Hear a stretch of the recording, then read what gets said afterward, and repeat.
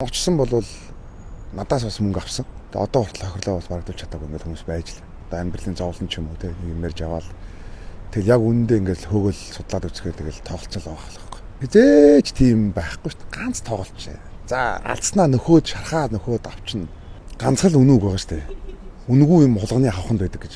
За мэдээж улс орон болгон өөрийн гэсэн хууль тогтоомжийн дагуу одоо түүнийгээ дагаж мөрдөж амьдэрдэг. Тийм ч байх хэрэгтэй баг. Тэгэхээр манай Монгол улс ч гэсэн одоо сүүлийн үеийн захин мөрөөдөө тоглоомын эсрэг одоо хууль батлагдах шиг байна. За би эргэн өөнийхөө хувьд бол мэдээж дэмжиж байгаа. Яагаад гэвэл одоо маш олон залуучууд амьдралаараа одоо хохирч те байр оронгүй, гэр бүлгүй те болж ах шиг байна. Тэгээ эцэст яаж юм гэхэлэр тэгэл хоосон одоо халаас те дээрэс нь нэмэх нь өр шир сэтгэл зүйн маш том дарамтанд орж байгаа харагдаж байна. Ийм ойрын жишээнүүд ч бас байна. Тийм учраас одоо мэдээж энэ хуулийг л даах хэрэгтэй болов гэж би харж байгаа шүү дээ. Нэг алдаал за дахиад нэг шархаа нөхөд авчээ. Өөрийнх нь мөнгө дуусна. Эхнэрийнхээ эмэг бүгжийг авч ламбардна. Аргаа варна. Хаад өрөнд орсоор байгаа сүлдээ байр саваа тавиад тоглоод дуусгана. Сүлдээ ээж аваахаа байрлал орох бах. Тэгээд найз нөхдрөөгөө орно. Эцэс тэр өөрөө хинч болж байгаа шүү дээ.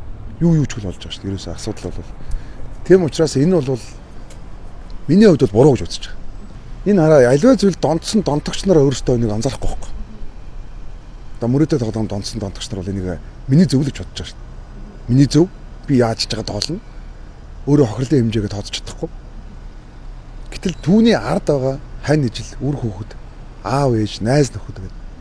Түүнээс одоо ингээд хамааралтай бас олон хүн байгаа шүү дээ. Тэд нар бүр илүү хэдэн мянга дахин хохирж байгаа шүү дээ. Эргэн тойронд байгаа надад нэг хүн хэлээгүй шүү дээ. Би нэг хүн хэлчихээр чи буруу юм байна гэж би бодож болохгүй шүү дээ. Чинь хоёр талаас нь харж үзсэн дахиад нэг хорч гарч ирнэ. Яасан тэгээд дууссан байлээ. Энэ дахиад нэг хүн асуудал ярина. Бүгдийг судлаад үзэхээр улам өртөө үнэн л болж таарч байгаа байхгүй. Бид нар бүгд л хуулийн дагуу амьдрах хэрэгтэй шүү дээ. Тэ?